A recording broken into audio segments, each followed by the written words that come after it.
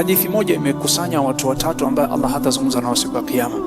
Thalathun la yanzuru Allahu ilayhim yawm al-qiyama, akataja rajulun ata biduburi rajulin au biduburi imra'atin au ad-dayuth. Watu watatu Allah hatawaangalia siku ya Kiyama. Mtu ambaye ameingiza tupu yake nyuma ya sehemu ya nyuma ya mwanamume, tupu ya nyuma ya mwanamume, huyu Allah hamwangalii siku ya Kiyama. Allah doesn't want to see that. Sasa kama kuna mtu aliwahi kuingiza tupu yake nyuma, akaingiza kwa tupu ya mwanamume mwenzake kwa nyuma, dubur, yani sehemu ya nyuma, sehemu ya choo, Allah hazungumzi nao. Mtu wa pili ni mtu ambaye aliingiza tupu yake mwanamume kwa tupu ya mwanamke ya nyuma, hata kama ni mke wake. Mtu ambaye alimwingilia mke wake kwa tupu ya nyuma, sehemu ya choo, Allah hamwangalii siku ya Kiyama.